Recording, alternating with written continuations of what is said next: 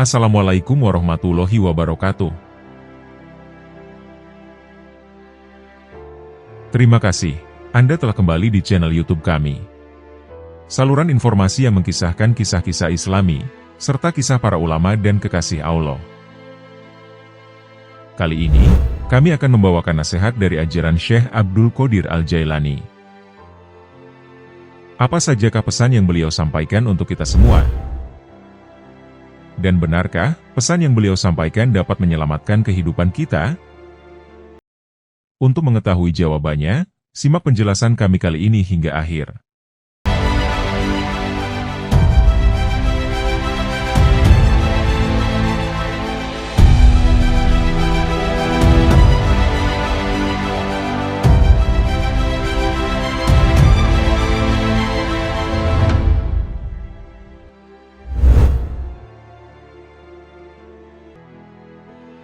Syekh Abdul Qodir Al-Jailani. Beliau mempunyai nama lain Muhyiddin Abu Muhammad Abdul Qodir. Beliau adalah keturunan Rasulullah Shallallahu Alaihi Wasallam melalui putri baginda Siti Fatimah Az-Zahra.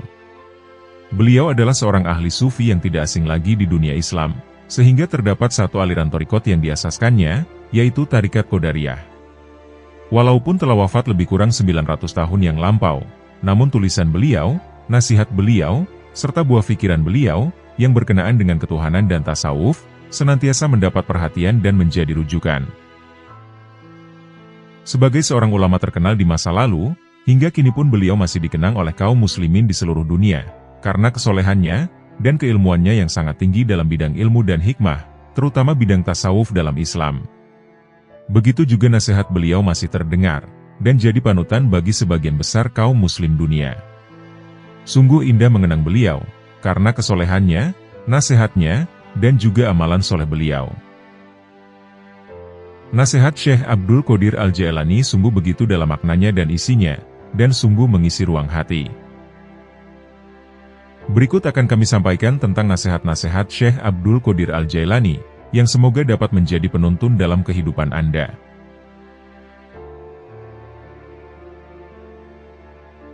Makhluk dan halik tidak berkumpul. Dunia dan akhirat juga tidaklah berkumpul dalam satu hati. Ada kalanya makhluk, dan ada kalanya halik di hatimu. Ada kalanya dunia, dan ada kalanya akhirat. Ada kalanya terbayang, bahwa makhluk ada di lahirmu, sedang halik di hatimu. Dunia di tanganmu, sedang akhirat di hatimu. Adapun di dalam hati, kedua-duanya tidak berkumpul. Lihatlah kepada jiwamu, dan pilihkan untuknya. Jika ia menghendaki dunia, maka keluarlah akhirat dari hatimu. Jika ia menghendaki akhirat, maka keluarkanlah dunia dari hatimu. Jika ia menghendaki Tuhan, maka keluarkanlah dunia akhirat dan apa yang selainnya dari hati. Selagi di dalam hatimu masih ada sebesar semut yang selain Allah, maka kamu tidak melihat dekatnya Allah di sisimu, dan tidak bangkit kejinakan dan ketenangan kepadanya. Selagi di dalam hatimu masih ada dunia sebesar semut kecil, maka kamu tidak melihat akhirat di hadapanmu. Dan selagi di dalam hatimu terdapat akhirat sebesar semut kecil, maka kamu tidak melihat dekat kepada Allah. Orang yang zuhud itu berpuasa dari makan dan minum, sedangkan orang yang arif itu berpuasa tanpa diketahui. Puasa orang zuhud itu siang hari, sedangkan puasa orang arif itu siang dan malam. Ia tidak berbuka dari puasanya, sehingga ia bertemu Tuhannya. Orang yang arif itu puasa tahunan, selalu demam. Puasa tahunan dengan hatinya, demam dengan rahasianya. Dan ia tahu, bahwa sembuhnya itu adalah dengan bertemu Tuhannya, dan dekat kepadanya. Lelah itu selama kamu berkemauan untuk menuju dan berjalan kepadanya. Apabila kamu telah sampai dan habis jarak perjalananmu, dan kamu berada di dalam rumah dekat dengan Tuhanmu, maka hilanglah beban itu. Maka tetaplah terhibur dengannya yang berada di dalam hatimu, dan kamu akan bertambah, sehingga kamu mengambil sesuatu di sampingnya. Mulanya kamu kecil, kemudian menjadi besar. Apabila kamu sudah besar, maka hati penuh dengan Allah, maka tidak ada jalan, dan tidak ada sudut bagi hati untuk selainnya. Jika kamu ingin sampai kepada ini, maka jadilah kamu mengikut perintahnya, mencegah segala larangannya, serta berserahlah diri kepadanya dalam kebaikan dan keburukan, kaya dan fakir, mulia dan hina. Wahai anak, apabila kamu tidak memiliki Islam, maka kamu tidak memiliki iman. Dan bila kamu tidak memiliki iman, maka kamu tidak memiliki keyakinan. Apabila kamu tidak memiliki keyakinan, maka kamu tidak mempunyai makrifat dan pengetahuannya. Ini adalah bertingkat-tingkat. Apabila Islam telah benar bagimu, maka penyerahan itu telah benar bagimu. Jadilah kamu orang yang berserah diri kepada Allah dalam seluruh keadaanmu, disertai dengan memelihara batas-batas syarak dan menepati syarak itu.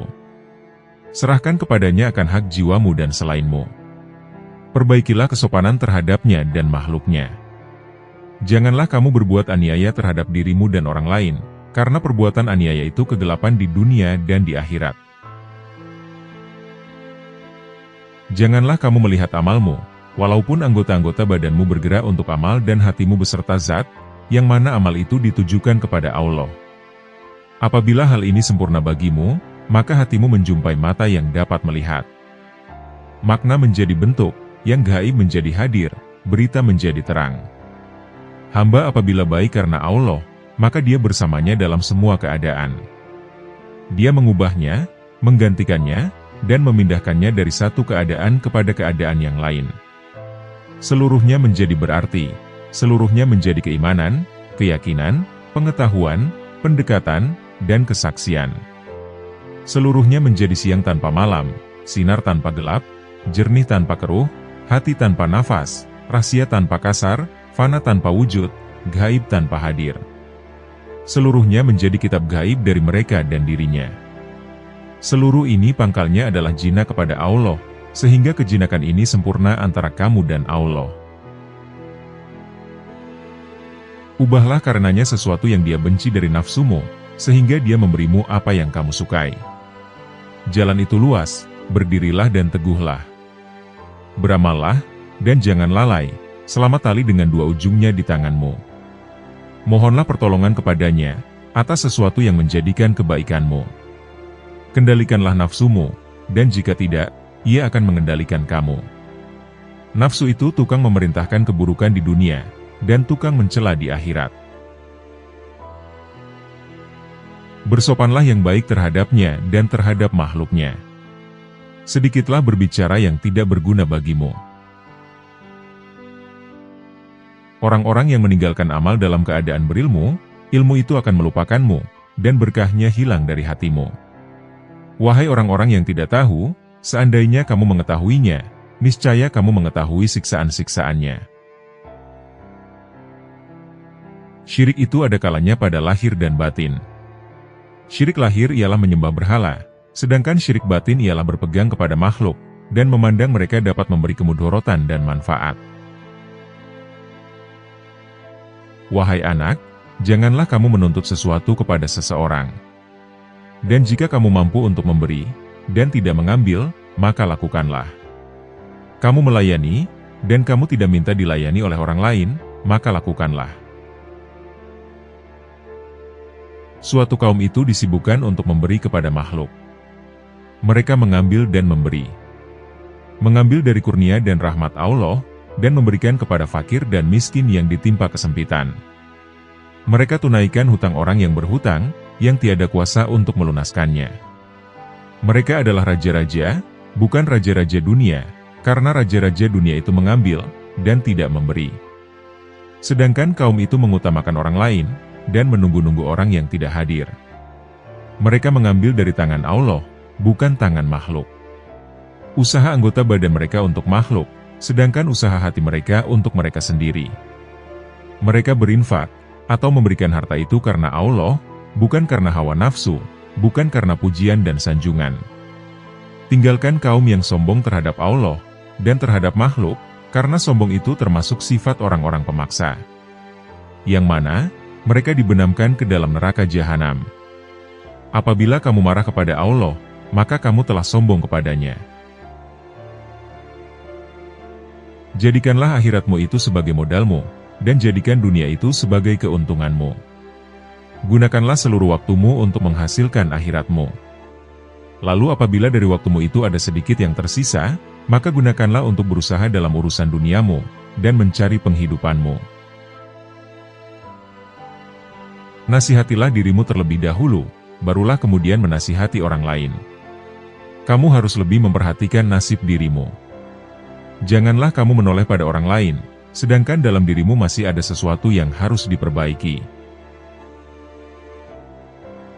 Janganlah kamu takut kepada makhluk, dan janganlah kamu berharap kepada mereka, karena hal itu menunjukkan betapa lemahnya imanmu. Hendaklah engkau istiqomah dalam cita-citamu, sehingga engkau memperolehi ketinggian, karena Allah Subhanahu wa Ta'ala akan memberimu sesuatu yang layak dengan cita-citamu, dengan kebenaran dan keikhlasanmu. Bersungguh-sungguhlah engkau, songsong dan kejarlah, karena sesuatu itu tidak akan datang kepadamu begitu saja, tanpa berusaha memperolehinya. Sedangkan engkau mempunyai kewajiban untuk melakukan amal kebaikan, sebagaimana engkau diwajibkan untuk mencari rezeki. Selama hidup di dunia ini, yang terbaik adalah menyelamatkan hati dari buruk sangka. Orang itu dikatakan dekat dengan Allah, selama dia meluangkan waktunya untuk berzikir setiap hari.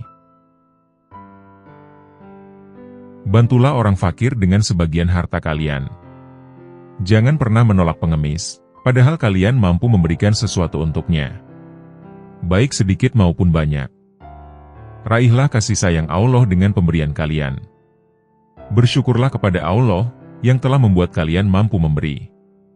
Jika pengemis adalah hadiah dari Allah, sementara kalian mampu memberinya, mengapa kalian menolak hadiah itu? Bohong kalau kalian mendengar nasihat dan menangis di hadapanku, tapi saat orang datang meminta uluran tangan, kalian malah membiarkannya. Itu menunjukkan bahwa tangisan kalian belum karena Allah. Seorang yang berzuhud dan berada pada tahap permulaan, mesti menghindarkan diri daripada semua manusia, dan orang-orang fasik yang melakukan maksiat. Tetapi setelah mencapai tahap kesempurnaan, dia tidak akan menghindarkan diri, bahkan dia akan mencari mereka, karena penawar mereka itu ada padanya. Karena apabila seseorang itu telah mengenal Allah, dia tidak akan menghindar dari sesuatu apapun, dan tidak akan takut selain daripada Allah. Barang siapa yang sudah sempurna makrifatnya kepada Allah, maka makrifat itulah yang akan menjadi pemandu baginya. Seseorang bertanya kepada Syekh, bagaimana untuk mengeluarkan cinta kepada dunia? Hendaklah engkau melihat dengan kedua-dua mata hatimu, kepada cacat celah dunia ini. Perangilah hawa nafsumu, hingga ia menjadi tenang. Jika nafsumu telah tenang, maka engkau akan mampu melihat cacat celah dunia ini, dan kamu akan bersikap zuhud terhadap dunia ini. Ketenangan itu akan wujud, jika engkau memandang dari hati, dan menyesuaikannya dengan bisikan batinmu. Jika engkau menginginkan kemarifatan kepada Allah, maka engkau ridholah dengan kodo dan kodarnya. Dan janganlah engkau jadikan nafsu, syahwat, perangai, dan keinginanmu, sebagai sekutu baginya dalam kedua-dua hal tersebut. Tundukkan nafsumu sebelum engkau ditundukkannya. Disampaikan di Madrasah Al-MA Murah, hari Ahad pagi, 3 Syawal 545 Hijriah. Sesungguhnya, siapa yang ingin memperbaiki dirinya, maka hendaklah dia berlatih memerangi nafsunya, sehingga dirinya bebas daripada cengkaman nafsu, karena seluruh nafsu itu mengajak kepada kejahatan. Wahai pemuda, nasihatilah dirimu sendiri terlebih dahulu, sebelum kamu menasehati orang lain. Janganlah engkau berlebih-lebihan dalam menasehati orang lain, sedangkan dalam dirimu sendiri masih bersemayam sesuatu yang engkau perlu perbaiki. Celakalah engkau, sekiranya engkau tahu bagaimana membersihkan orang lain, sedangkan engkau buta untuk membersihkan dirimu sendiri. Bagaimana seorang yang buta dapat memimpin orang lain? Wahai hati, wahai roh, wahai manusia, wahai jin, wahai orang-orang yang berharap kepada Maharaja. Marilah kita ketuk pintu Maharaja. Bersegeralah kamu kepadanya dengan tapak hatimu, dengan tapak takwa dan tauhid kamu, makrifat dan kewarakan kamu yang tinggi, kezuhudan kamu di dunia, di akhirat, dan di dalam sesuatu selain daripada yang berkaitan secara langsung dengan Tuhanmu. Segera mencapai pintu taubat. Ahad, 10 Syawal 545 Hijriah. Sabda Rasulullah Shallallahu Alaihi Wasallam. Barang siapa yang dibukakan pintu kebaikan, maka hendaklah dia mencapainya, karena sesungguhnya ia tidak mengetahui, bila pintu itu akan tertutup baginya. Wahai pemuda, bertaubatlah kamu. Bukankah kamu telah melihat bahwa Allah akan menguji kamu dengan berbagai dugaan, hingga kamu bertaubat?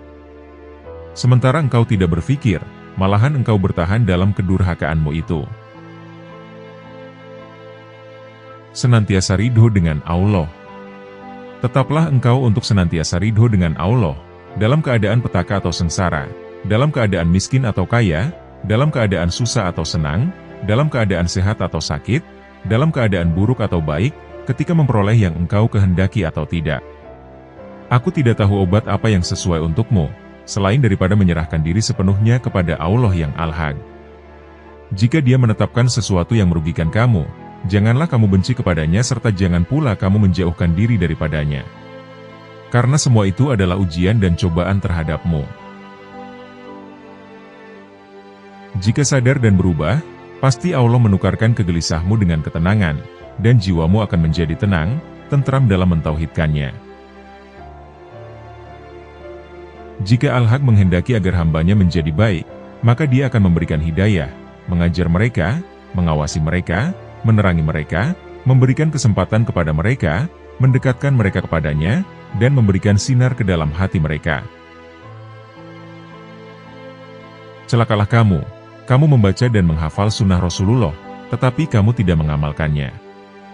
Engkau menyuruh manusia mengerjakan kebaikan, sedangkan engkau sendiri tidak melakukannya. Sebagaimana firman Allah Subhanahu wa Ta'ala dalam Quran Surat As-Saff ayat 3, yang artinya, sebesar-besar kebencian Allah ialah bahwa kamu mengatakan apa-apa yang tidak kamu kerjakan.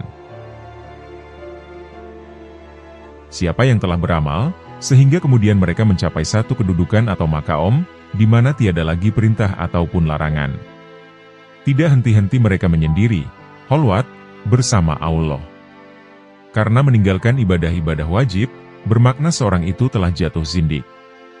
Tidak ada kewajiban yang gugur dari seseorang, walau dalam keadaan bagaimanapun jua dia, atau apapun tahap dan makomnya.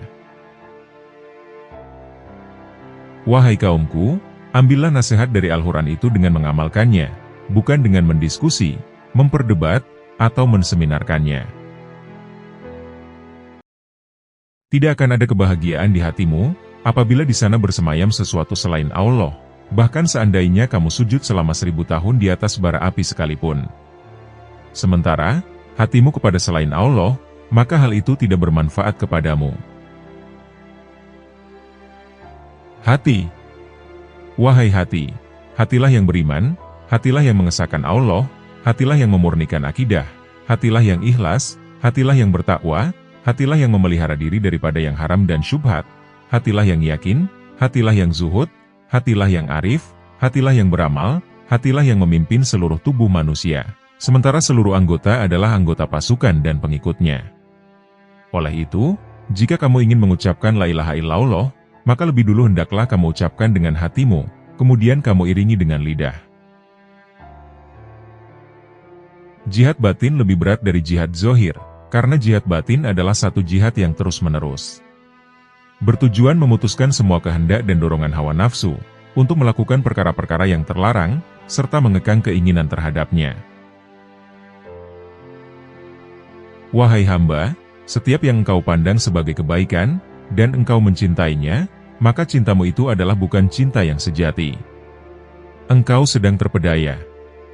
Cinta yang hakiki adalah cinta yang tidak berubah, yaitu cinta kepada Allah, yakni cinta yang engkau lihat dengan dua mata hatimu, yaitu cinta para al-siddiqin ruhaniin. Mereka tidak mencintai dengan keimanan mereka, tetapi dengan keyakinan dan mata hati mereka. Terbukalah hijab yang menyelubungi mata hati mereka, sehingga mereka mampu melihat apa yang ada di alam gaib, melihat sesuatu yang tidak mungkin bagi mereka untuk menjelaskannya. Seorang yang berzuhud dan berada pada tahap permulaan, mesti menghindarkan diri dari semua manusia dan orang-orang fasik yang melakukan maksiat. Tetapi setelah mencapai tahap kesempurnaan, dia tidak akan menghindarkan diri, bahkan dia akan mencari mereka, karena penawar mereka itu ada padanya. Karena apabila seseorang itu telah mengenal Allah, dia tidak akan menghindar dari sesuatu apapun, dan tidak akan takut selain daripada Allah. Barang siapa yang sudah sempurna makrifatnya kepada Allah, maka makrifat itulah yang akan menjadi pemandu baginya. Seseorang bertanya kepada Syekh, bagaimana untuk mengeluarkan cinta kepada dunia? Hendaklah engkau melihat dengan kedua-dua mata hatimu kepada cacat celah dunia ini.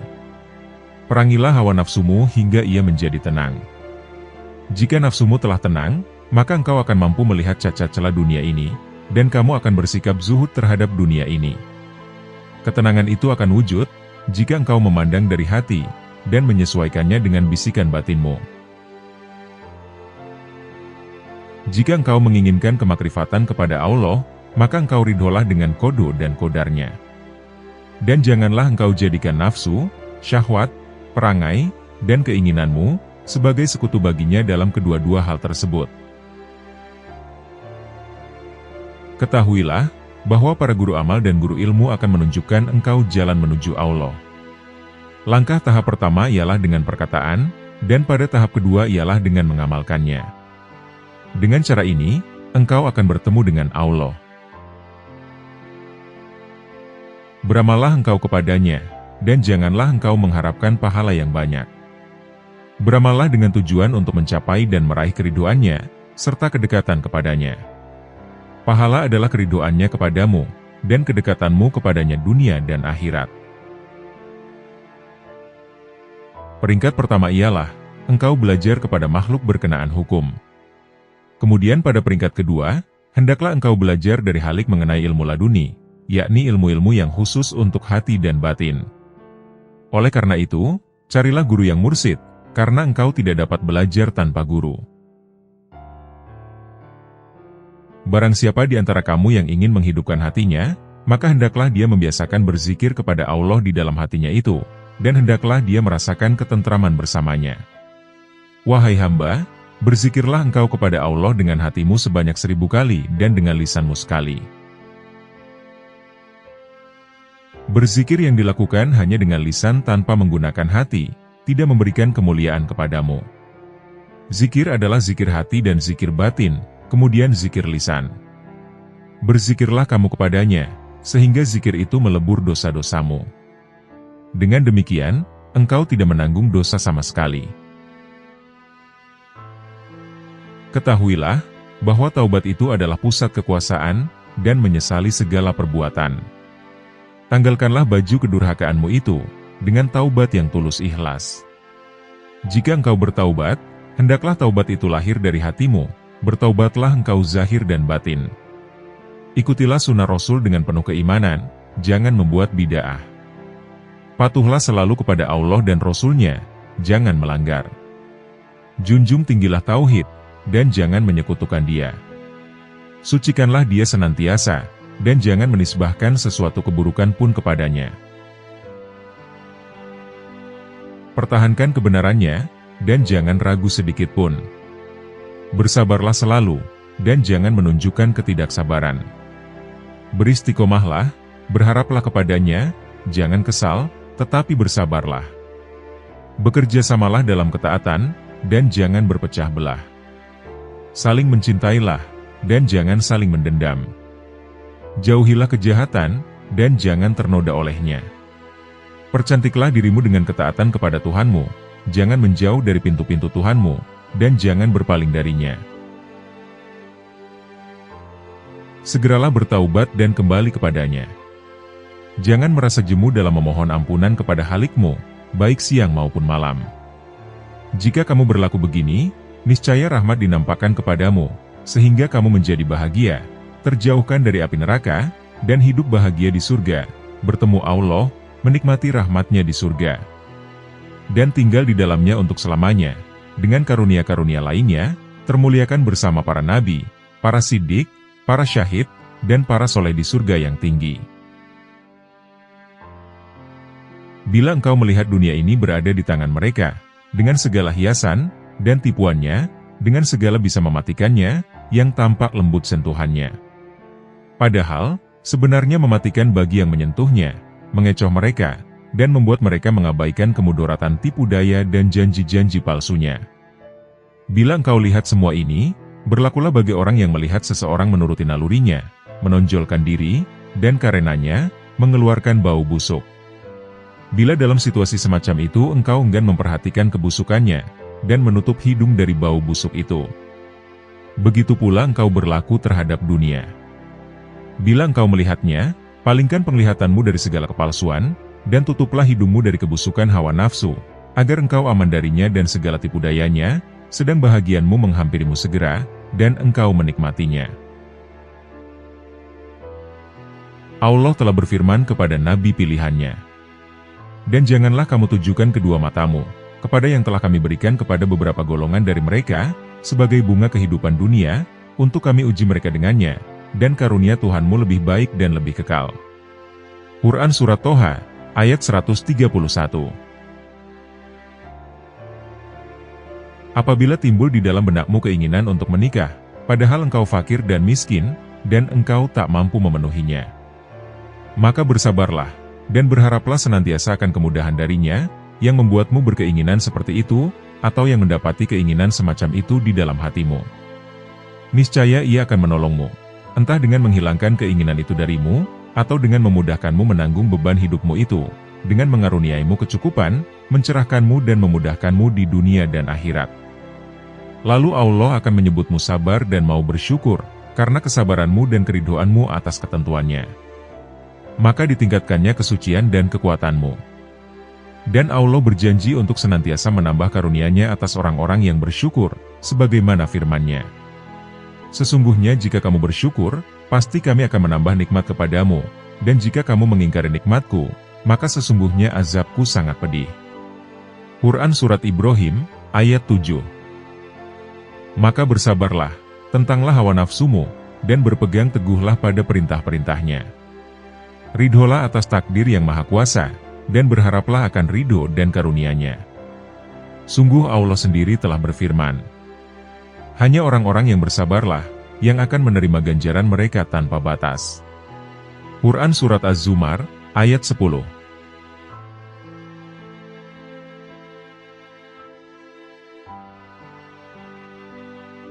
Nasihat Syekh Abdul Qadir Al-Jailani. Jika engkau bertemu dengan seseorang, maka yakinilah bahwa dia lebih baik darimu. Ucapkan dalam hatimu, mungkin kedudukannya di sisi Allah jauh lebih bal dan lebih tinggi dariku. Dan jika kamu bertemu anak kecil, maka ucapkanlah dalam hatimu, anak ini belum bermaksiat kepada Allah, sedangkan diriku telah banyak bermaksiat kepadanya, sehingga tentu anak ini jauh lebih baik dariku. Dan jika bertemu orang tua pula, maka ucapkanlah dalam hatimu, dia telah beribadah kepada Allah jauh lebih lama dariku, tentu dia lebih baik dariku.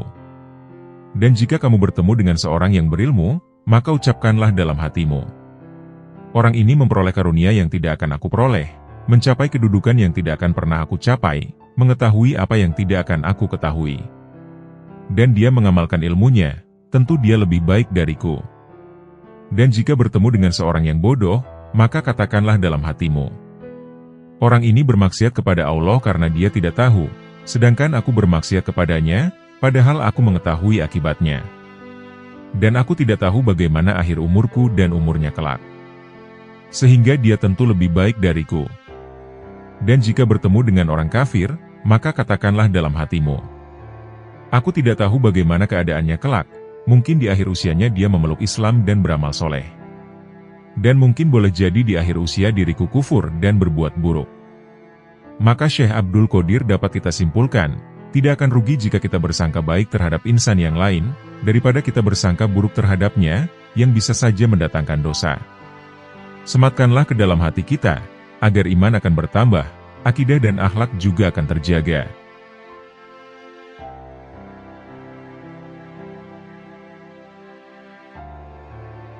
Apabila kebenaran keimananmu telah terbukti, dan kamu dapat menyesuaikan diri dengan kehendak dan perbuatan Allah, dan dengan izin Allah juga, maka hendaklah kamu tetap bersabar dan ridho, serta patuh kepadanya. Janganlah kamu melakukan apa saja yang dilarang oleh Allah. Apabila perintahnya telah datang, maka dengarkanlah, perhatikanlah, bersegeralah melakukannya, senantiasalah kamu bergerak, dan jangan bersikap pasif terhadap takdir dan perbuatannya, tetapi pergunakanlah seluruh daya dan upayamu untuk melaksanakan perintahnya itu. Janganlah bersusah payah untuk mendapatkan keuntungan, dan jangan pula mencoba menghindarkan diri dari malapetaka. Keuntungan itu akan datang kepadamu, jika memang sudah ditentukan oleh Allah untukmu, baik sengaja mencarinya maupun tidak. Malapetaka itu pun akan datang menimpamu, jika memang telah ditetapkan oleh Allah untukmu, baik kamu membencinya, maupun mencoba menghindarkannya dengan doa dan sholat, atau menghadapinya dengan penuh kesabaran, karena hendak mencari keridhaan Allah. Taubatlah engkau dari riak dan nifak. Janganlah malu mengakui hal itu atas dirimu. Yang kuat di antara manusia mulia adalah mereka yang semula munafik.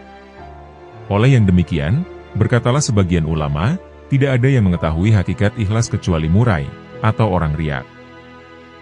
Yang paling beruntung ialah mereka yang ikhlas, mulai dari awal hingga akhirnya. Berfikirlah, bahwa di dunia yang kamu cintai ini tidak akan kekal selamanya, tidak abadi, dan pasti fana.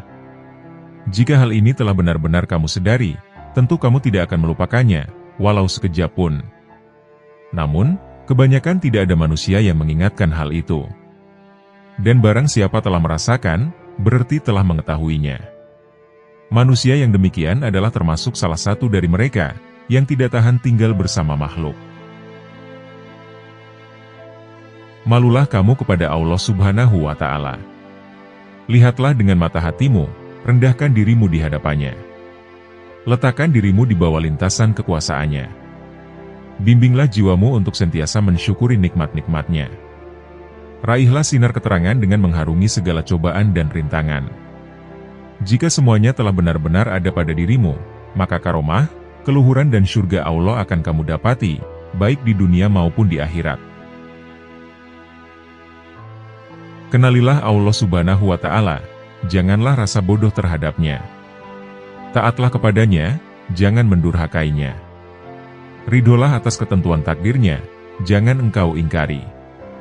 Kenalilah Al-Haq Azza wa Jalla melalui ciptaannya. Dialah Allah, Maha Pencipta, pemberi rezeki, yang awal dan yang akhir, yang lahir dan yang batin, yang kadim, yang abadi dan yang bebas berbuat sesuai dengan kehendaknya. Orang mukmin mengawal dirinya dengan membangun batinnya, kemudian baru membangun lahirnya. Sebagaimana orang yang membangun rumah, membelanjakan sejumlah uangnya untuk mengisi rumahnya itu, sebelum pintunya terbuat rapi. Wahai mereka-mereka yang jahil! Pada mulanya engkau haruslah bergaul dengan para syaikh. Membinasakan nafsu, kesenangan dan segala sesuatu selain Allah Azza wa Jalla. Engkau harus selalu menghadap pintu rumahnya, yakni para syaikh. Baru setelah itu, pisahkan dirimu dengan mereka. Bersilalah di persadamu sendirian, hanya bersama Allah Azza wa Jalla. Jika semuanya itu telah engkau capai, niscaya engkau akan jadi ubat bagi makhluk. Menjadi petunjuk yang menuntut mereka atas selain Allah Azza wa Jalla. Aku mengajak kamu menghadap ke hadirat Allah Azza wa Jalla. Aku mengajak kamu ke ambang pintunya dan untuk taat kepadanya, bukan kepada dirimu. Orang munafik tidak mungkin mengajak makhluk ke hadapan Tuhan, melainkan mengajak menghadap kepada diri mereka. Mereka mencari penghormatan dan pengakuan, serta tamak kepada hal-hal duniawi. Tukarkanlah pakaian syahwat, sombong, ujub, nifak, suka dipuji makhluk, senang disanjung, dan senang kepada pemberian segala daya dan kekuatan, serta semangat untuk menukarkannya. Letakkanlah dirimu di hadapan Allah Azza wa Jalla dengan tiada daya, kekuatan, dan tidak bersama apa-apa, juga dengan tanpa syirik dengan makhluk. Jika semuanya itu sudah kamu penuhi, tentu kamu akan temui kasih sayang Allah Subhanahu wa Ta'ala yang selalu melimpah kepadamu. Orang yang beriman selalu menyembunyikan apa yang ada padanya. Jika lisannya terlanjur mengucapkan sesuatu, maka ia segera memperbaiki ungkapan yang diucapkan itu. Berusahalah menutupi apa yang telah lahir, dan mohon kemaafan. Orang yang beriman menghendaki kelebihan dan kekurangan. Janganlah mencari kemajuan dan kemunduran. Sebab ketentuan telah menetapkan bahagian masing-masing. Setiap orang di antara kamu, tidak diwujudkan melainkan telah ditentukan catatan mengenai pengalaman hidupnya secara khusus. Jika dunia dan akhirat datang melayanmu, dengan tanpa susah payah, ketuklah pintu Tuhanmu, dan menetaplah di dalamnya. Bila kamu telah menetap di dalamnya, akan jelaslah bagimu seperti buah fikiran. Terimalah nasib dengan zuhud, tidak dengan kebencian. Orang yang makan sambil menangis, tidak sama dengan orang yang makan sambil ketawa, dalam menerima segala ketentuannya. Sentiasalah hatimu dengan Allah Azza wa Jalla. Berserah dirilah atas keburukan nasib. Kamu makan sesuatu yang diberikan oleh tabib dan sesuai dengan obatnya, adalah lebih baik daripada makan sesuatu yang kamu sendiri tidak mengetahui asal-usulnya. Selama hatimu keras terhadap amanat, maka hilanglah rahmat darimu, dan hilanglah pula segala yang ada padamu. Hukum-hukum syariat itu amanat yang dibebankan kepadamu, sedangkan kamu meninggalkan dan mengkhianatinya. Tidak guna lagi jika amanat telah lenyap dari hatimu.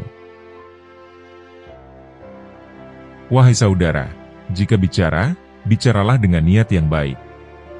Jika diam, diamlah dengan niat yang baik. Setiap orang yang tidak berniat dalam beramal, maka tiada berguna baginya amal yang ia kerjakannya itu, dan amalnya akan sia-sia. Baik engkau bicara atau diam, engkau tetap berdosa, sebab engkau tidak membenarkan niatmu, diam dan bicara yang tidak mengikut sunnah. Nasihatilah dirimu terlebih dahulu, kemudian baru orang lain. Anda harus memelihara nafsumu. Jangan kamu mengira kesalahan orang lain sebab dirimu masih memerlukan pembaikan. Adakah Anda tahu bagaimana membersihkan orang lain? Bagaimana menonton orang lain? Padahal yang dapat memimpin manusia adalah orang-orang yang awas. Hanya peranan ulung yang dapat menyelamatkan orang lain yang tenggelam dalam lautan. Hanya orang yang mengetahui Allah yang dapat mengarahkan umat manusia ke arah jalannya. Tidaklah cakapan yang diperlukan untuk berbakti kepada Allah Subhanahu wa Ta'ala, melainkan perbuatan nyata. Nafsu seseorang selalu menentang dan membangkang. Maka barang siapa ingin menjadikannya baik, hendaklah ia bermujahadah, berjuang melawannya, sehingga terselamat dari kejahatannya. Hawa nafsu semuanya adalah keburukan dalam keburukan, namun apabila telah terlatih dan menjadi tenang, berubahlah ia menjadi kebaikan di dalam kebaikan. Di antara ciri orang yang arif billah adalah, ia akan selalu sabar menerima berbagai malapetaka, dan rela terhadap semua qada dan ketentuan-ketentuan takdirnya dalam segala ihwalnya, baik berkenaan dengan pribadinya, keluarganya, dan semua makhluk sesamanya. Kuasailah nafsu milikmu. Kalau tidak, maka ia yang akan menguasaimu. Nafsu selalu mengajak kejahatan dalam soal dunia dan akhirat. Jauhilah orang-orang yang menjauhkan kamu dari Allah Azza wa Jalla, seperti kamu menjauhi binatang buas. Berbuatlah sesuatu untuk Allah Azza wa Jalla. Sesungguhnya, orang yang berbuat sesuatu untuk Allah Azza wa Jalla itu akan beruntung. Barang siapa yang mencintai Allah Azza wa Jalla, maka dia akan mencintainya. Dan barang siapa yang menghendaki Allah Azza wa Jalla, maka dia akan menghendakinya. Dan barang siapa yang mengenali Allah Azza wa Jalla, berarti ia telah mengenal dirinya sendiri. Hendaklah engkau selalu ingat kepada Allah Azza wa Jalla, dan mengadakan hubungan batin dengannya. Sebab, Allah Azza wa Jalla adalah zat yang memenuhi keperluanmu di dunia dan di akhirat, memeliharamu di waktu hidup dan matimu. Dia juga yang menghindarimu dari segala macam bencana. Hendaklah engkau sentiasa berpegang kepada kalam yang jelas kebenarannya, sejelas coretan tinta hitam ke atas lembaran putih. Mengabdilah kepadanya, sehingga ia mengabdimu, dan ia memimpin tangan kalbumu, dan membawanya ke hadirat Tuhanmu, Allah Azza wa Jalla. Mengamalkan isinya menyebabkan hatimu memiliki dua sayap, yang dapat engkau buat terbang untuk menghadap kepada Tuhanmu, Allah Azza wa Jalla. Jadilah engkau orang yang berakal, dan janganlah jadi pendusta. Kau mengatakan, saya ini takut kepada Allah Subhanahu wa Ta'ala, tetapi engkau justru takut kepada selainnya. Janganlah engkau takut kepada jin, manusia, dan malaikat. Janganlah takut kepada hewan, baik yang dapat berbicara maupun yang bisu. Juga jangan takut kepada siksaan dunia maupun akhirat, tetapi takutlah kepada Zat yang Maha Menyiksa. Kembalilah engkau kepada Allah Azza wa Jalla dengan memperbaharui Islam, memperbaiki taubat dan ikhlasmu sebelum datangnya maut. Sebab, bila maut telah datang, maka pintu taubat akan tertutup, sehingga engkau tidak dapat masuk ke dalamnya. Kembalilah kepadanya dengan melangkah kaki kalbumu agar pintu anugerahnya tidak dikunci untukmu. Karena bila sudah terkunci jiwamu, kekuatan, kekayaan, dan hartamu, maka tidak akan diberkatinya. Jadikanlah seluruh amal perbuatanmu liwajillah, bukan mencari nikmat-nikmatnya. Rela dengan pengaturannya, qodho, dan perbuatan-perbuatannya. Bila semua ini engkau lakukan, berarti engkau mati meninggalkan dirimu dan engkau hidup dengannya. Hati sanubarimu menjadi selalu ingat kepadanya. Serta engkau sentiasa dekat dengannya, dan lupa dengan selainnya. Jika kamu orang yang berakal, tentu kamu akan meraih keimanan untuk bekal ketika bertemu dengan Allah Azza wa Jalla. Dan engkau tentu akan bersahabat dengan orang-orang yang soleh, serta mengambil mereka sebagai suri tauladan yang baik dalam perkataan dan perbuatan. Sehingga hari demi hari keimanan dan keyakinanmu akan bertambah. Lalu kemudian Allah Azza wa Jalla akan memurnikan keimananmu, dan membina perangaimu, serta menumbuhkan kesadaran hatimu dalam menerima perintah dan larangan. Barang siapa telah menunaikan perintah Allah Azza wa Jalla berupa dua macam jihad ini, niscaya ia akan memperolehi dua balasan, yakni balasan di dunia dan di akhirat. Luka-luka pada tubuh seorang syahid, bagaikan membekam pada tangan salah seorang di antaramu, yang tidak ada rasa sakit sedikitpun. Mati bagi mujahid li nafsihi, atau orang yang memerangi hawa nafsunya. Dan bagi orang yang bertaubat dari semua dosanya, bagaikan orang haus dahaga yang minum air ais. Kuncilah pintu dalam kalbumu. Hentikan segala sesuatu untuk masuk ke dalamnya, dan isilah dengan zikrullah saja. Bertaubatlah setiap kali engkau mengerjakan maksiat. Sesalilah perbuatanmu yang kurang sopan. Tangisilah semua kesalahan-kesalahanmu. Bantulah kaum fakir miskin dengan sedikit hartamu. Janganlah bersikap tamak, sebab sebentar lagi hartamu akan engkau tinggalkan. Orang mukmin yang kuat keyakinannya, tidaklah ia bersikap kikir. Sikap demikian inilah yang menyebabkannya bahagia, baik di dunia maupun di akhirat kelak. Allah Azza wa Jalla menciptakan obat dan penyakit. Maksiat adalah penyakit, sedangkan taat adalah obat. Zolim itu penyakit, sedangkan adil itu obat. Salah itu penyakit, sedangkan benar itu obat. Menentang Allah itu penyakit, sedangkan taubat dari segala dosa itu obat. Syirik itu ada kalanya dalam lahir, dan ada kalanya dalam batin. Syirik lahir ialah menyembah kepada selain Allah. Adapun syirik batin ialah menggantungkan nasib kepada sesama makhluk, dan menganggap mereka yang mendatangkan bahaya dan manfaat. Orang yang beriman selalu menyembunyikan apa yang ada padanya. Jika lisannya terlanjur mengucapkan sesuatu yang kurang baik, maka ia segera memperbaiki ungkapan yang diucapkan itu. Berusahalah menutupi apa yang telah lahir, dan mohon kemaafan.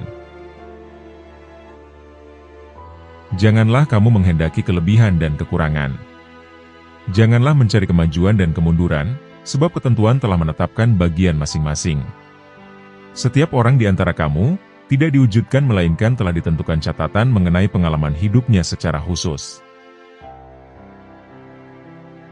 Jika dunia dan akhirat datang melayanimu, dengan tanpa susah payah, ketuklah pintu Tuhanmu, dan menetaplah di dalamnya. Bila kamu telah menetap di dalamnya, akan jelaslah bagimu seperti buah fikiran. Janganlah engkau menuntut imbuhan atas amal perbuatanmu, baik keduniaan maupun keakhiratan. Janganlah kamu mencari nikmat, tapi carilah zat yang memberimu nikmat. Carilah tetangga sebelum mendapatkan rumah.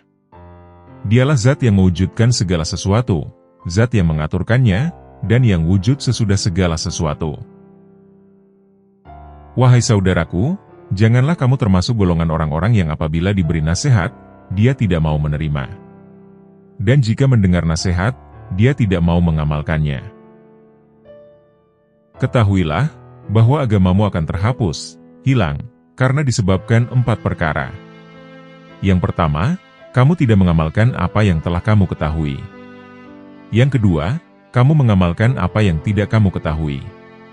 Yang ketiga, kamu tidak mau berusaha mengetahui apa yang tidak kamu ketahui, sehingga tetap bodoh. Yang keempat, kamu melarang manusia untuk berusaha mengetahui apa yang mereka tidak mengetahuinya. Kepada mereka yang fasik, takutlah kepada orang yang beriman. Jangan bergaul dengan dia, selagi kamu masih bergelimang dengan kemaksiatan yang keji. Sebab, orang-orang mukmin dengan cahaya ilahi, mengetahui apa yang ada dalam dirimu. Mereka mengetahui syirik dan munafikmu, dengan melihat tindakan dan gejolak yang ada di balik dirimu. Mereka melihat celah dan aibmu. Barang siapa tidak mengetahui tempat keberuntungan, lalu dia jelas tidak akan beruntung. Jika demikian, berarti berubah akalmu, dan teman-temanmu pun berubah akal pula. Sabda Nabi Muhammad SAW yang artinya, takutlah kamu dengan firasat seorang mukmin. Sebab ia memandang sesuatu dengan cahaya ilahi. Para kekasih Allah, atau aulia, terhadap makhluk adalah buta, tuli, dan bisu. Jika hati mereka telah dekat kepada Allah Azza wa Jalla, maka mereka tidak mendengar dan melihat selainnya. Mereka berada pada kedudukan antara Al-Jalal dan Al-Jamal, tidak berpaling ke kanan ataupun kiri. Bagi mereka tidak ada belakang, yang ada hanyalah depan. Manusia, jin, malaikat dan makhluk yang lain melayani mereka. Demikian pula hukum dan ilmu. Karunia, atau fadol, merupakan santapan dan penyegarnya.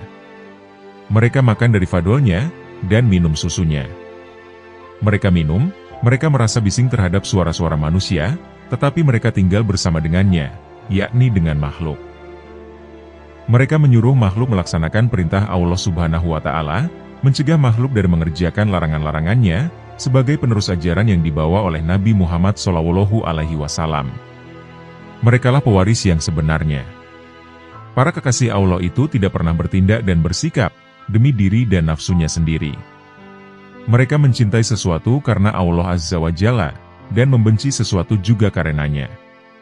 Semuanya demi Dia, tidak ada bagian yang diberikan kepada selainnya.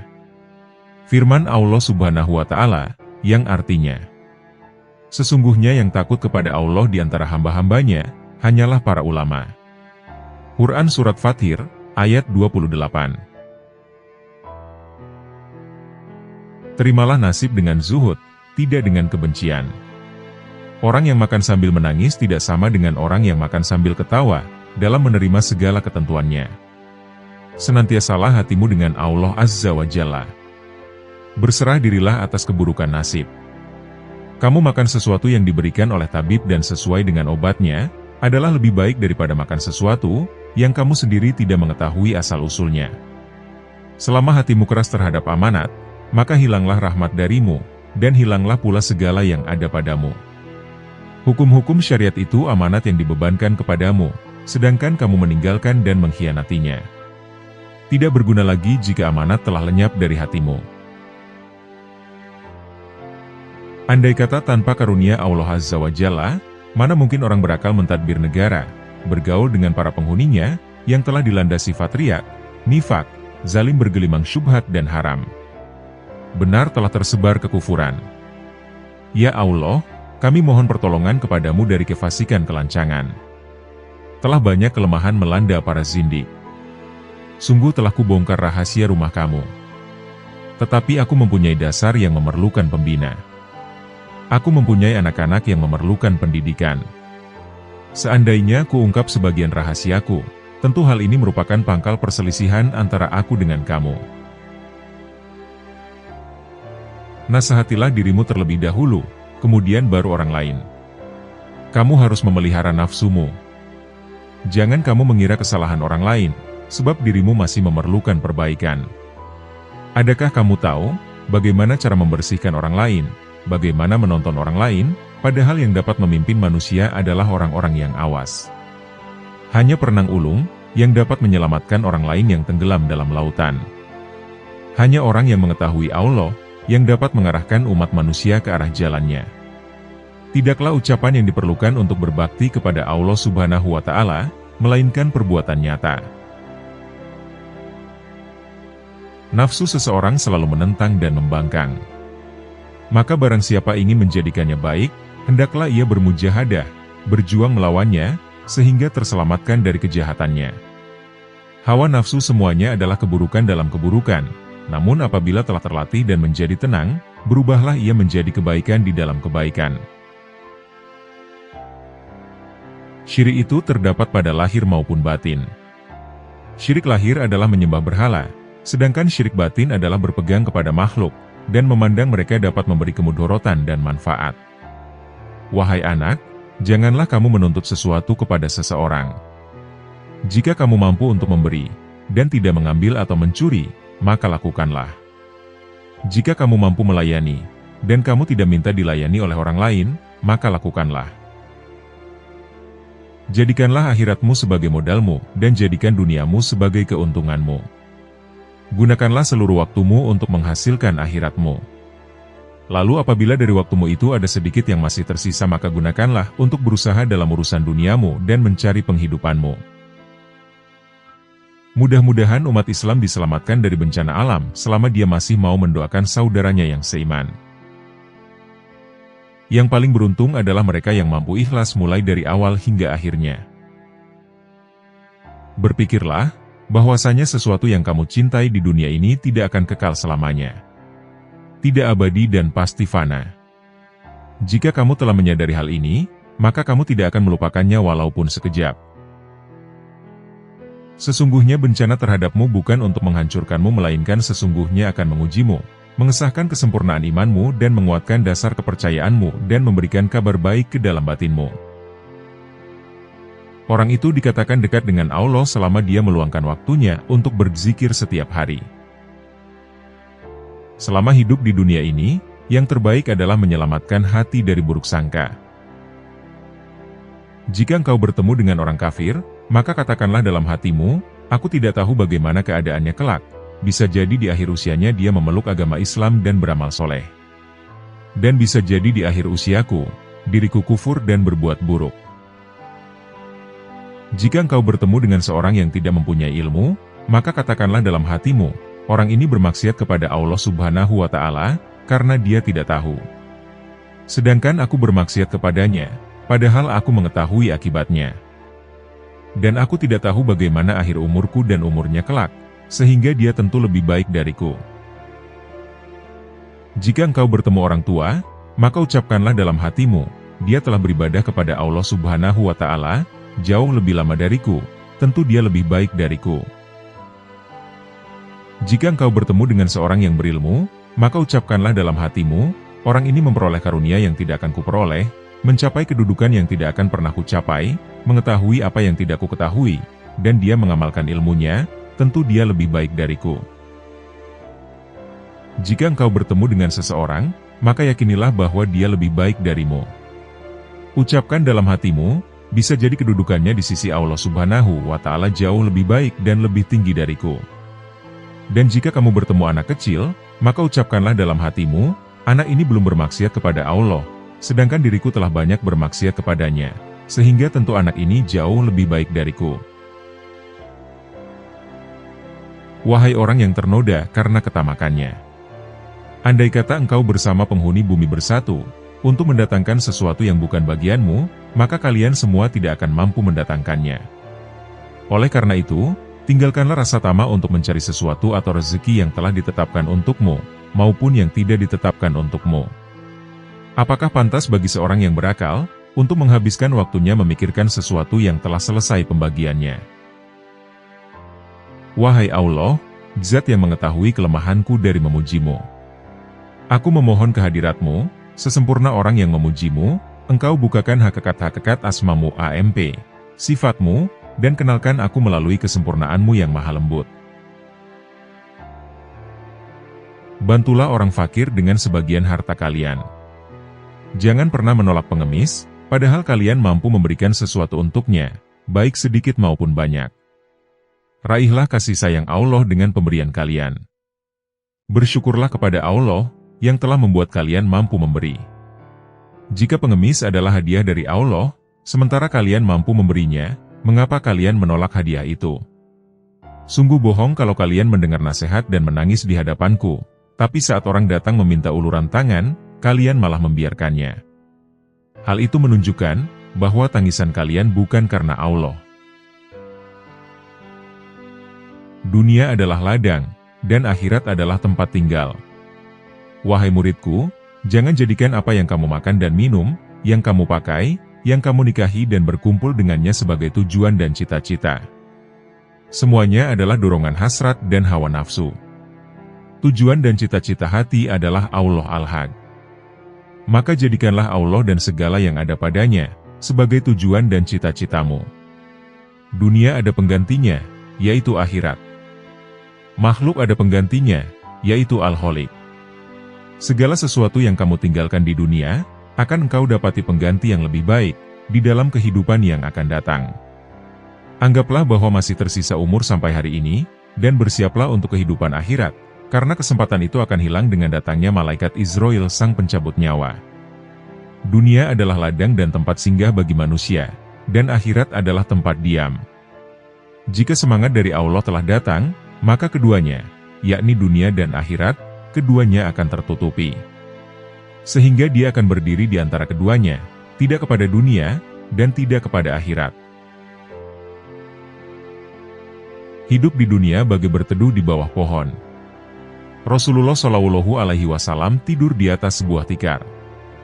Ketika beliau bangun, tampak bekas tikar itu di pinggangnya. Kemudian kami berkata, "Wahai Rasulullah, bagaimana seandainya kami membuatkan kasur atau alas tidur yang empuk untuk Anda?" Maka beliau bersabda, "Apalah artinya dunia ini bagiku? Aku di dunia ini hanyalah bagaikan seorang pengendara yang sedang berteduh di bawah sebuah pohon. Kemudian aku pergi dan meninggalkannya." Hadis riwayat Tirmidzi. Rasulullah Shallallahu Alaihi Wasallam bersabda, "Sesungguhnya dunia ini dilaknat, dibenci karena tidak berharga, dan dilaknat pula apa yang ada di dalamnya, kecuali zikir kepada Allah, dan segala yang mendekatkan kepadanya, orang alim, dan orang yang menuntut ilmu." Hadis riwayat Tirmidzi. Dunia boleh saja di tanganmu, atau berada di sakumu untuk engkau simpan, maka pergunakanlah dengan niat yang baik. Tetapi jangan pernah meletakkannya di dalam hati. Engkau boleh menyimpannya di luar pintu hati, tetapi jangan memasukkannya ke dalam pintu. Karena, hal itu tidak akan melahirkan kemuliaan bagimu. Firman Allah Subhanahu wa Ta'ala. Ketahuilah bahwa kehidupan dunia hanyalah senda gurau, permainan, dan perhiasan. Senda gurau, permainan, dan perhiasan bagi anak kecil yang tidak tahu, bukan untuk orang-orang dewasa yang memiliki akal sehat. Aku telah memberitahukan bahwa dunia hanya untuk orang yang tidak tahu, dan yang tidak berakal sehat. Dan aku juga telah memberitahukan bahwa kalian diciptakan bukan untuk permainan, dan sibuk dengan dunia dengan melupakan akhirat. Apabila engkau mengambil bagian dunia dengan hawa nafsu, keinginan, dan syahwat, maka apa yang engkau dapat darinya hanya berupa ular, kalajengking, dan racun. Sibukkanlah dirimu dengan akhirat, kembalikan hatimu untuk dekat dengannya. Sibuklah dengannya, setelah itu barulah engkau ambil apa saja yang datang kepadamu, yakni dunia, melalui tangan kemurahannya. Allah tidak memandang dunia karena tidak berharga. Nabi Muhammad SAW bersabda, "Sejak Allah menciptakan dunia, Dia tidak pernah memandangnya." Hasan radhiyallahu anhu mengatakan bahwa maksud dari sabda tersebut adalah Allah Subhanahu wa Ta'ala tidak pernah memandangnya dengan pandangan rahmatnya karena kebenciannya. Sungguh, dunia itu merupakan hijab atau penghalang yang besar. Dengan ujian dunia, akan terbukti manakah orang yang bersih dan manakah orang yang cacat. Orang yang masih terdapat cinta dunia di dalam hatinya, tidak akan bisa sampai pada kelezatan bermunajat kepadanya. Karena cinta dunia itu berlawanan dengan Allah, dan berlawanan dengan sesuatu yang dicintainya. Kefakiran adalah tidak punya sesuatu yang dibutuhkan. Dan jika tidak membutuhkan sesuatu, maka ia dinamakan kaya. Jika kamu mengerti makna suatu kefakiran, maka semua yang ada selain Allah adalah fakir. Karena mereka membutuhkan sesuatu, Dan hanya Allah sendiri yang kaya, karena Allah tidak membutuhkan sesuatu pertolongan dari makhluk siapapun. Semua yang ada tentu ada yang mengadakan, adapun yang mengadakan itu dialah Allah Ta'ala. Selain Dia adalah makhluk, dan makhluk selalu membutuhkan, karena itu setiap makhluk adalah fakir. Renungkan, Allah telah berfirman dalam Al-Quran. Allah itu kaya, dan kamu sekalian adalah fakir. Quran Surat Muhammad, ayat 8. Ini adalah fakir secara mutlak, fakir secara keseluruhan. Namun yang kita maksudkan di sini adalah fakir harta benda. Setiap manusia dilahirkan dalam keadaan fakir, karena memang dia tidak membawa apa-apa ketika dilahirkan. Namun dalam mencari harta, setiap orang dapat dilihat dari 5 kriteria. Yang pertama, apabila dia diberi harta dia tidak suka, dia tidak mengambil harta itu, dan benci, karena dia menjaga dirinya dari kejahatan harta dan bahayanya. Maka orang seperti ini dinamakan orang zuhud, yaitu orang yang memandang harta sama seperti batu dan tanah, dan ini adalah tingkatan tertinggi. Yang kedua, dia tidak gemar terhadap harta, dan tidak pula membencinya. Dia zuhud apabila memperoleh harta, dan orang seperti ini dinamakan orang yang ridho. Yang ketiga, dia suka kepada harta, daripada tidak ada. Tetapi kesukaannya itu tidak sampai membuat dia jadi rakus, yang selalu kurang dan ingin bertambah. Dia mau mengambil harta itu jika harta itu tidak syubhat, dan halal secara mutlak. Maka orang yang seperti ini dinamakan orang yang qanaah, yaitu orang yang menerima dengan ridho apa yang ada di tangannya sendiri, apa yang telah dimilikinya. Yang keempat, dia tidak punya harta lantaran lemah, dan tak bisa mencarinya. Dan seandainya masih mampu, tentu dicarinya, sekalipun berpayah-payah, dan dia akan selalu sibuk mencarinya. Orang seperti ini sekalipun tak punya harta, maka ia tergolong orang yang rakus dan tercela. Yang kelima, yang dibutuhkan itu benar-benar sangat dibutuhkan, seperti orang dalam keadaan lapar dan tak punya pakaian. Maka mencari harta dalam keadaan seperti ini sekalipun ia sangat ingin, dan ia bukan dinamakan cinta harta, karena yang tidak dimiliki memang sangat dibutuhkan. Wahai hamba Allah, yang disebut kerja keras itu bukan terletak pada kekesatan pakaianmu dan makananmu, tapi kerja keras adalah terletak pada sikap zuhud hatimu. Wahai hamba Allah, jagalah nikmat itu dengan bersyukur, terimalah perintahnya dengan membuka telinga, terimalah kesulitan dengan kesabaran dan kemudahan dengan syukur, karena demikianlah keadaan orang-orang terdahulu, seperti para rasul dan orang soleh. Mereka selalu bersyukur terhadap nikmat yang diberikan kepadanya, dan mereka selalu bersabar atas musibah dan kesulitan yang sedang menimpa dirinya. Sabar adalah suatu ketentuan, daya positif yang mendorong jiwa untuk menunaikan kewajiban. Selain itu, sabar adalah suatu kekuatan. Wahai hamba Allah, terkadang Allah Ta'ala menjelaskan hukuman di dunia ini, dengan memberikannya ujian dan cobaan yang berbagai bentuk. Seperti cobaan jasmani dan rohani yang berupa penyakit, kecelakaan, sakit, gelisah, duka cita, rasa tidak aman, kehilangan harta kekayaan, kebakaran, dicuri orang, dan kematian. Ujian dan cobaan yang menimpa manusia itu ada 2 penyebab. Yang pertama yaitu disebabkan kedurhakaan terhadap Allah oleh manusia itu sendiri, dan yang kedua sebagai balasan untuk menghapus dosa kedurhakaannya itu sendiri, dan agar manusia menjadi sadar atas kedurhakaannya itu. Karena takdir Allah sendiri untuk menguji hambanya, dan kelak di akhirat akan diganti dengan rahmat dan keriduannya, kalau yang diuji itu bersabar dan tawakal kepadanya. Cahaya adalah hidayah Allah kepada manusia untuk mengenalnya, mengenal Rasul-Nya, serta mengetahui dan mengamalkan ajaran-ajarannya, perintahnya dilaksanakan, dan larangannya ditinggalkan jauh-jauh. Wahai manusia, zuhudlah di dunia, dan ambillah bagian-bagianmu yang kamu peroleh dari dunia, dengan tangan takwa dan waro. Lalu carilah akhirat, dan beramallah kamu untuk akhiratmu, sadarkanlah jiwamu, dan taatlah kamu kepada Allah Ta'ala. Nasihatilah jiwamu terlebih dahulu untuk mengabdi kepadanya, lalu nasihatilah orang-orang selain kamu. Bagaimana jadinya kalau kamu memperbaiki orang lain, sedang kamu sendiri buta? Yang penting bagi kamu adalah mendidik hatimu untuk selalu berbuat baik, tiada guna lidahmu mengajak orang lain. Jika dalam hatimu masih bersarang kotoran dan dosa syirik, bagaimana manusia akan mengikuti ucapanmu, jika dalam hatimu penuh dengan noda dosa? Kamu jangan seperti orang munafik, orang yang tidak jujur, dan tidak sesuai dengan apa yang ada dalam hatinya dengan apa yang diucapkannya. Obatilah hatimu yang sakit, sebelum kamu mengobati orang lain. Janganlah kamu menjadi orang yang berlisan syukur, tetapi hatimu berpaling dari hak yang datang kepadamu. Memang demikianlah kebanyakan orang. Orang mukmin adalah orang yang tidak mau mengikuti kemauan hawa nafsunya dan hawa setan.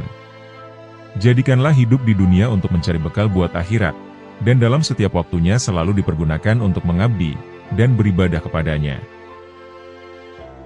Wahai hamba Allah, jagalah ketakwaan dan jagalah syariat, siapkan dirimu untuk menekan kemauan nafsu. Allah telah berfirman kepada Nabi dan para Rasul, untuk menyampaikan berita gembira dan kabar ancaman. Di manakah rasa syukur dari kamu, wahai orang yang berpaling dari Allah? Wahai orang yang melihat nikmat datang dari selain Allah, ada kalanya kamu melihat nikmat itu datang dari selain Allah, suatu saat nanti kamu akan datang menghadapnya, dan kamu akan melihat kesombonganmu sendiri. Suatu kaum itu disibukkan untuk memberi kepada makhluk. Mereka mengambil dan memberi, mengambil dari karunia dan rahmat Allah, dan memberikan kepada fakir miskin yang ditimpa kesempitan. Mereka tunaikan hutang orang yang berhutang, yang tiada kuasa untuk melunasinya. Mereka adalah raja-raja, bukan raja-raja dunia.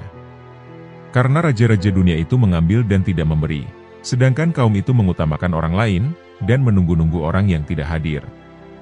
Mereka mengambil dari tangan Allah bukan tangan makhluk. Usaha anggota badan mereka untuk makhluk, sedangkan usaha hati mereka untuk mereka sendiri.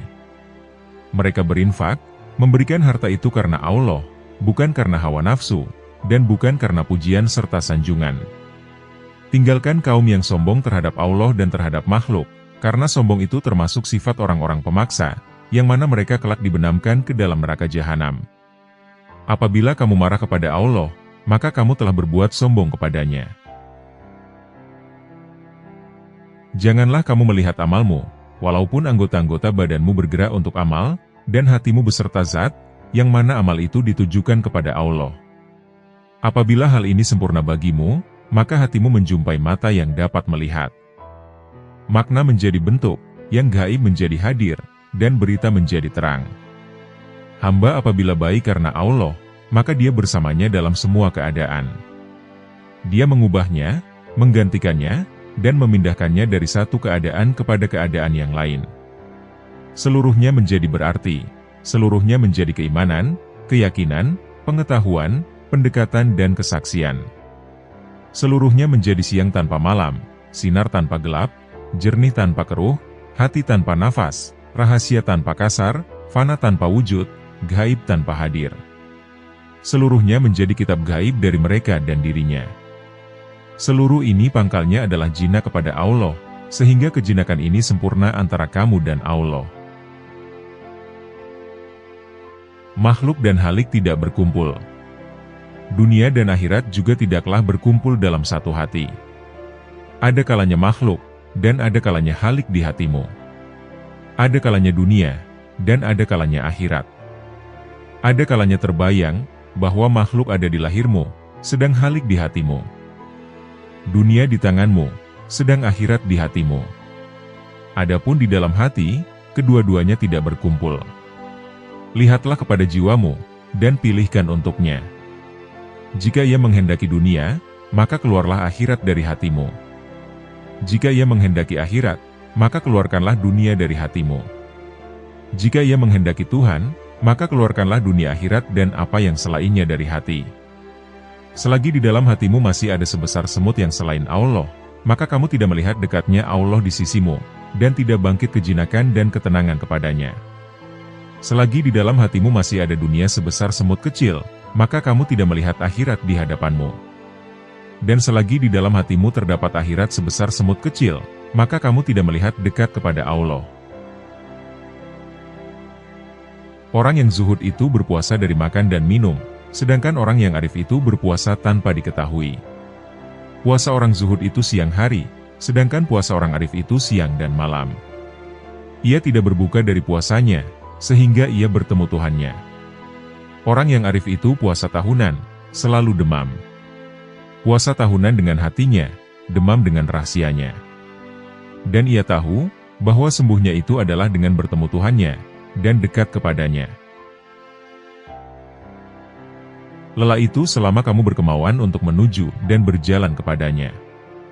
Apabila kamu telah sampai dan habis jarak perjalananmu, dan kamu berada di dalam rumah dekat dengan Tuhanmu, maka hilanglah beban itu. Maka tetaplah terhibur dengannya yang berada di dalam hatimu, dan kamu akan bertambah, sehingga kamu mengambil sesuatu di sampingnya. Mulanya kamu kecil, kemudian menjadi besar. Apabila kamu sudah besar, maka hati penuh dengan Allah, maka tidak ada jalan, dan tidak ada sudut bagi hati untuk selainnya. Jika kamu ingin sampai kepada ini, maka jadilah kamu mengikut perintahnya, mencegah segala larangannya, serta berserahlah diri kepadanya dalam kebaikan dan keburukan, kaya dan fakir, mulia dan hina.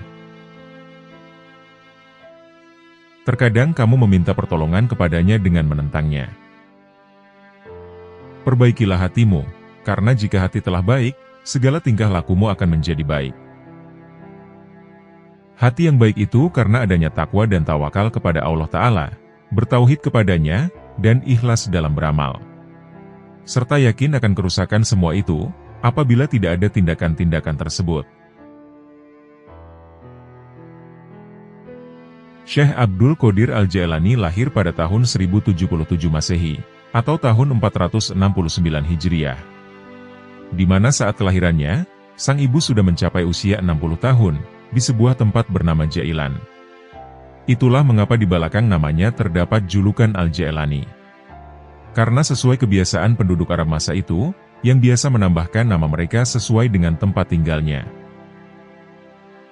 Seorang ulama Ibnul Imad menyebutkan, bahwa nama lengkap Syekh ini adalah Abdul Qadir, bin Abi Soleh, bin Janaki Dausat, bin Abi Abdillah Abdullah, bin Yahya, bin Muhammad, bin Daud, bin Musa, bin Abdullah, bin Musa Al-Huzi, bin Abdullah Al-Himsh, bin Al-Hasan Al-Mutsana, bin Al-Hasan, bin Ali bin Abi Tholib dan Fatimah Az-Zahra, binti Rasulullah Shallallahu Alaihi Wasallam. Dalam usia 18 tahun, beliau sudah meninggalkan Jilan menuju Baghdad, tepatnya pada tahun 488 Hijriah, atau 1095 Masehi. Karena tidak diterima belajar di Madrasah Nizamiyah Baghdad, yang waktu itu dipimpin Ahmad Al-Ghazali, yang menggantikan saudaranya Abu Hamid Al-Ghazali. Di Baghdad dia belajar kepada beberapa orang ulama seperti Ibnu Aqil, Abul Khattab, Abul Husain Al-Faro, dan juga Abu Sa'ad Al-Muharrimi. Beliau menimba ilmu pada ulama-ulama tersebut, hingga mampu menguasai ilmu-ilmu usyul, dan juga perbedaan-perbedaan pendapat para ulama. Dengan kemampuan itu, Abu Sa'ad Al-Muharrimi yang membangun sekolah kecil-kecilan di daerah Babul Azaj, menyerahkan pengelolaan sekolah itu sepenuhnya kepada Syekh Abdul Qadir Al-Jailani. Syekh Abdul Qadir mampu mengelola sekolah ini dengan sungguh-sungguh. Syekh Abdul Qadir bermukim di sana sambil memberikan nasihat kepada orang-orang di sekitar sekolah tersebut. Dan banyak orang yang bertaubat setelah mendengar nasihat beliau. Banyak pula orang yang bersimpati kepada beliau, lalu datang menimba ilmu di sekolah beliau, hingga sekolah itu tidak mampu menampung lagi. Menurut sejarah, Syekh Abdul Qadir Al-Jailani wafat pada malam Sabtu, tanggal 10 Rabiul Awal, tahun 561 Hijriah. Beliau wafat di usianya yang ke-90 tahun, dikarenakan sakit ringan dalam waktu yang relatif singkat. Demikianlah kumpulan nasihat kehidupan dari Sang Sultanul Aulia, Syekh Abdul Qadir Al-Jailani.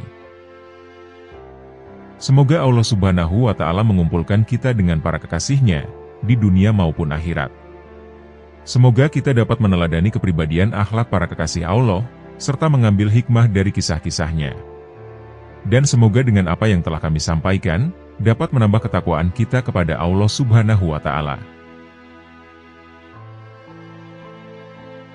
Wallahu a'lam bishawab. AMP, LT, Break Team.